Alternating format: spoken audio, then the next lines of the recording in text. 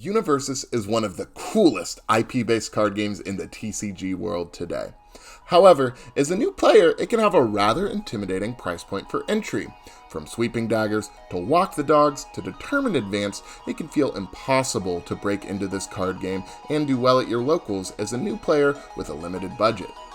That's why we've created this series, and in it, I'm going to walk you through a solid, easily upgradable deck that you can take to your locals and win games with right away. My name is Paul with Coping with Cardboard, and this is Budget Builds in a Flash. Hi everyone, Paul here back with a fresh haircut and another budget build. With the release of Attack on Titan Apocalypse this week, I thought it would be fun to make a build of one of my favorite characters from the new set, Falco Grice, who happens to have two of the most expensive symbols in the game right now. But even without determined advance, then my beloved high velocity slice, we still have plenty of affordable ways to generate momentum and transform into the biggest bird. Falco Grice is a 6-hand-sized, 31 health character with the air and chaos symbols. He has a rather unassuming ability. However, like many Attack on Titan characters, he is more than he seems.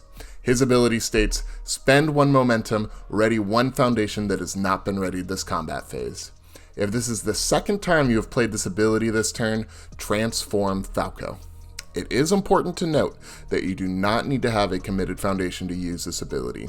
You may spend a momentum just to spend a momentum if you are confident that you'll be able to transform him this turn. With that aside, let's transform, baby. Falco transforms into the mighty Jaw Titan, flying form. He has a static that says, when an attack deals damage, ready 1 card in your stage that has not been readied this combat phase. It is important to note with this ability that it specifies a card, meaning you could re-ready any card type in your stage, whether that be an asset, a backup, or even Falco himself. This ability encourages us to partial block and take some hits to the chin, so we can always re-ready a card in our stage and reuse some powerful effects. Additionally, he has a second static that gives all of our attacks EX2, so we can always spend our momentum to make our attacks just a little bit faster.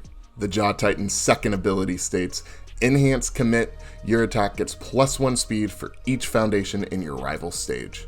This is an insane amount of speed for a commit cost, meaning that without any speed reduction, it is usually impossible for your rival to block your moves. This ability demands interaction from your rival and forces them to make difficult decisions over whether or not your super speedy moves are even worth blocking. This deck was made by me. Been a while since I made one of these. But to follow the examples of my fellow deck builders, I have split this deck into 4 categories: momentum generation, repeatable effects, flow cards, and the slam dunks. Let's dive in, everybody. First, we have momentum generation cards. These are cards that generate momentum, a source that we would usually obtain by our attacks dealing damage. However, our character needs at least 2 momentum to transform into our powerful backside, so we want to transform as quickly as possible in order to get the most value out of our character. With that, we have 3 potent attacks that can generate momentum for us: Connie's Incapacitating Strike, Massive Swing, and one of my all-time favorites, Rapid Speed Slash. These 3 cards are awesome budget options for our momentum generating decks, though they do have some specific gates to get that momentum, with the first 2 in particular having some more limiting costs. Connie's Strike requires it to be the second attack played, and Massive Swing has the caveat of you not currently having any momentum. However, on turns 2 or 3, these 2 create a killer combo that let you perfectly generate the 2 momentum needed to transform early game. Rapid Speed Slash, on the other hand, is way more flexible, as it allows you to snag a momentum as long as you already have one, or it just lets you draw a card if you have plenty of momentum already. Not to mention, this card happens to have a breaker ability, which gives our rival's next check -1 if we happen to block with it. It is flexible, effective, and pure value. Additionally, we have some foundations to get us some momentum from our stage, just in case we happen to miss out on our value attacks early game.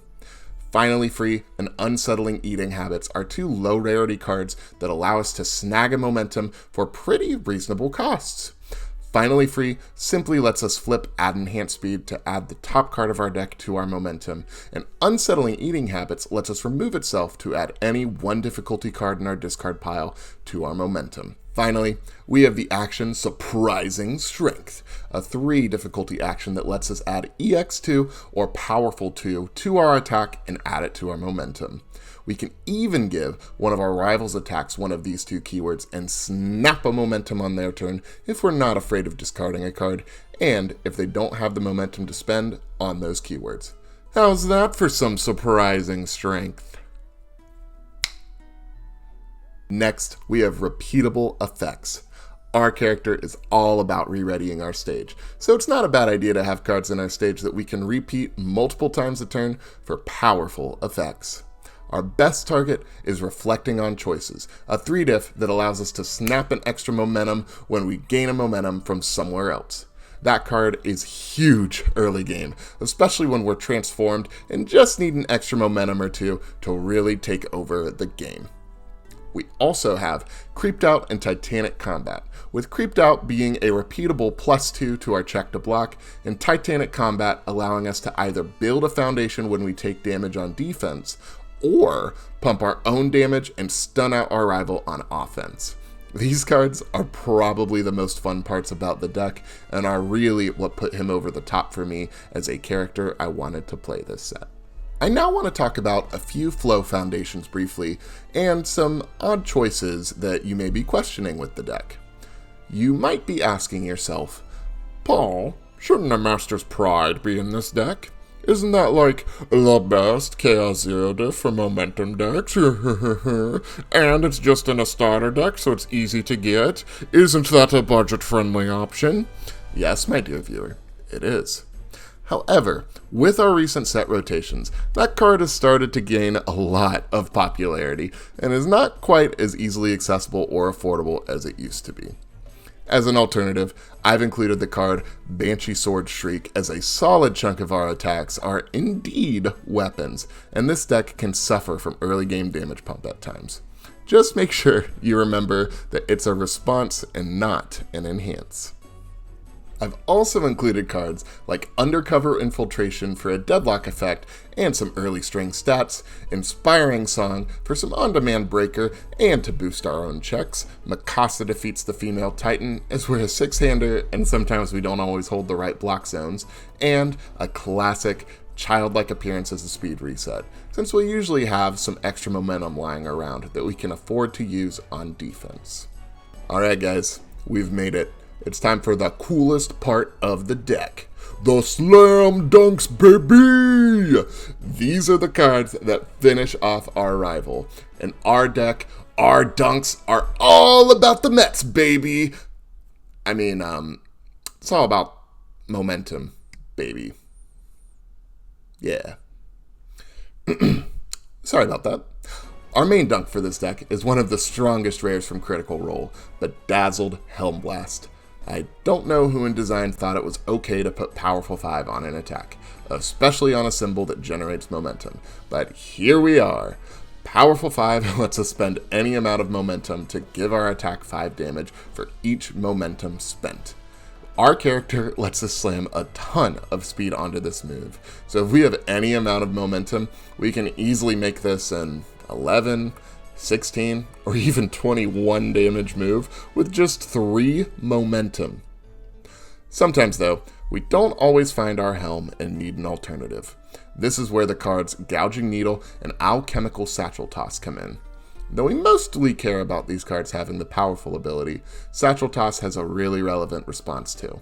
Finally, we have Armor of the Ape, a nice value move that gains +1 speed and +1 damage for each card that you have in your momentum. This move can scale really well into the late game and give you a big scary move that your rival has to deal with.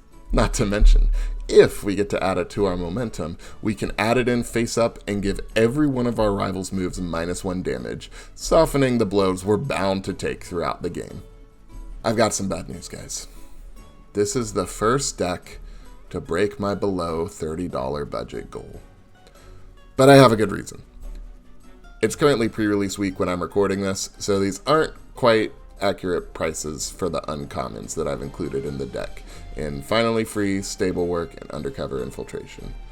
These prices should settle and go down as the set gets in more people's hands, and I expect the deck to be closer to $28 within a week or so.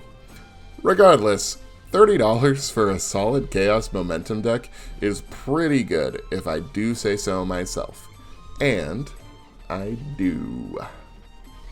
As always, if you'd like some ideas for upgrades, I have listed some options as well as prices in the description below, as well as an ideal gold build for this deck if you'll want to upgrade it right away. Thank you for watching, and as always, keep coping.